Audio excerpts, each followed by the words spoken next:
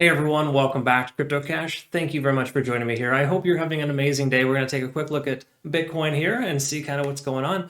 And just before we jump in, not a financial advisor, love teaching people how to trade. Hopefully you can learn a thing or two here today. And if you want to become a better trader, I have a trading community where I send out signals for every trade that I take. But more importantly, I'm rolling out with a trading academy. I'm very proud of this. It's going to be available month end, and it's going to be an awesome experience where I just kind of sit down, help you understand how to become a better trader with well over 50 different videos, more in-depth, deeper dive into all the stuff that I cover here. I just don't have enough time to do that right in my TA. So anyways, that's kind of where we're at. So taking a look here at Bitcoin, let's go ahead and start with some of the obvious stuff.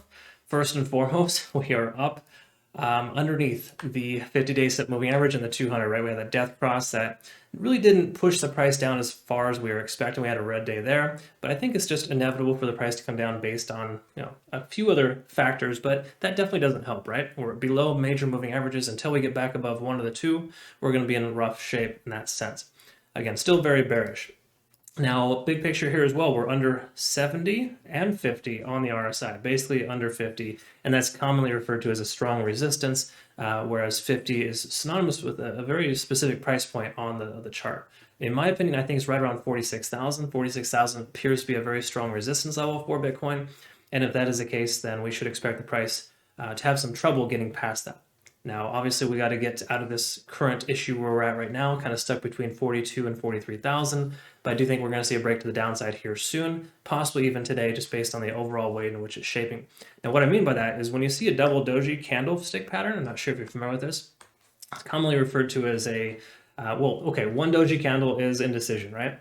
Two Doji candles is an indecision followed by a breakout. Okay, it's almost always the case. Let me pull up a little diagram too here for you so you can kind of see what an example of that would look like. Because oftentimes when you see a doji candle, so to speak, it's like, okay, indecision, it could go one way or the other, not quite sure. But when you have 2 days of indecision, commonly there's a large shift in momentum in either direction. Now, since we've seen a lot of dead cats recently, I think the likelihood of the price right now for Bitcoin digressing down from here is very likely, just based on the simple fact that we had a strong resistance at closer to 44,000, and obviously it cannot seem to break that. So if we take a look here, we can tell that the price tried to break 44,400 2 days in a row, couldn't do it.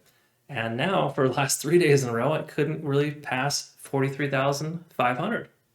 And what do you know, big sell-off here today, followed by two double dojis. Okay, so I'm not very surprised by this. I think that the likelihood of it continuing to progress downwards is very high. And obviously, I think we're going to be able to get filled on our short position because at this point, we're not seeing a lot of confidence here. Bitcoin does appear to be very weak, and this could effectively be the start of the downtrend. Okay, not saying I'm completely bearish on Bitcoin.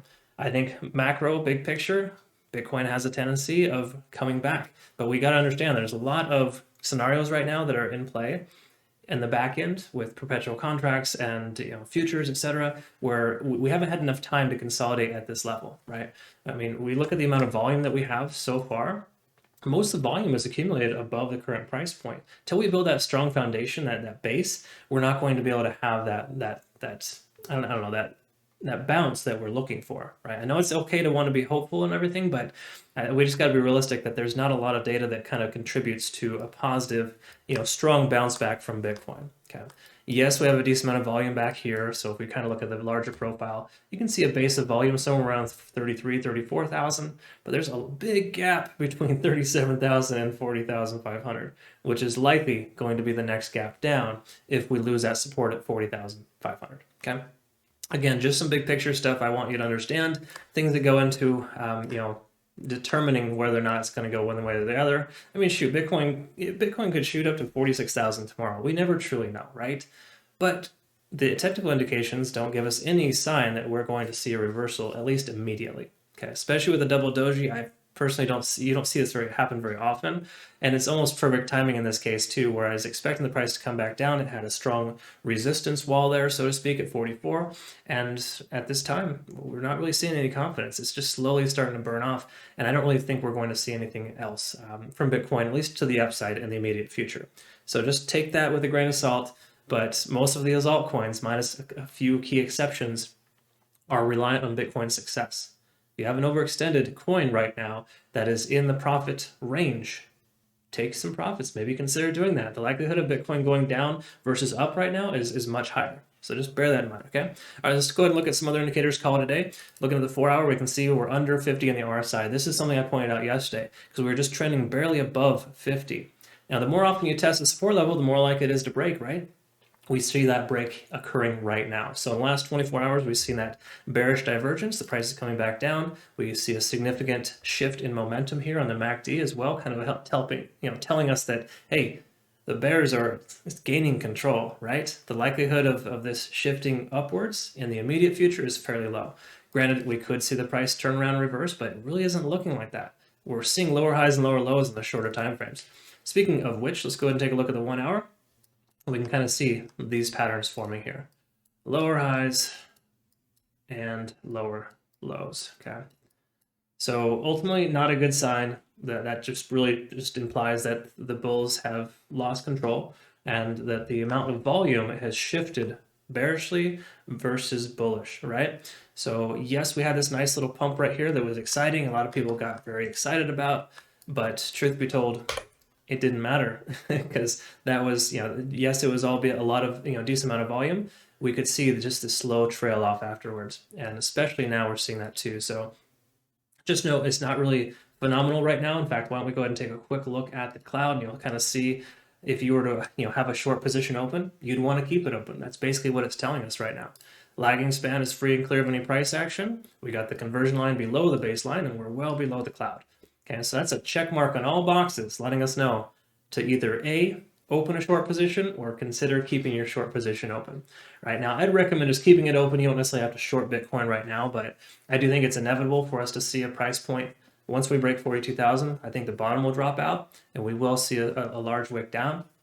Will this happen today? Maybe. Today being a holiday, not a tremendous amount of whales are in the office, so to speak. The institutional traders are likely not trading today. So you got to keep in mind, this could be, I wouldn't say a false positive, but in the sense that, with them being at the office and this is happening, what'll happen when they come back, right? If that makes sense. Now, granted, there's still some that are trading.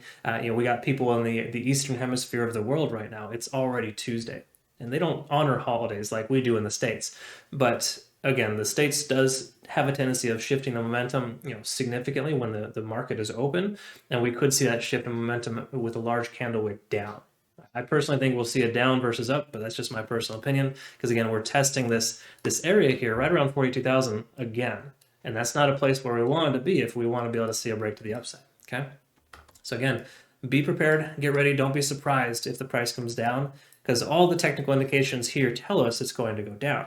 I literally don't see anything that's contrary to this in the sense that there's literally nothing telling us we want to go, we're bullish on Bitcoin right now. Even TD Sequential is telling us we're at a 6. We could likely see 4 more hours of continuation on the downside. And then looking at the 4-hour chart, we literally have at least 8 to 12 hours left of bearish continuation, okay? If that continuation comes down and breaks this support level here, roughly 42,000, we're going to be in rough shape. We're going to see Bitcoin continue to suffer. Okay? So again, hypothetically, like silver lining, we've got maybe 12 hours worth of bearish divergence, right? We should expect to see the price kind of consolidate out within 12 hours. That should be the likelihood. But that's not to say that everything else is, on the side. Everything else we've addressed here so far is very bearish. Double Doji, not good, okay?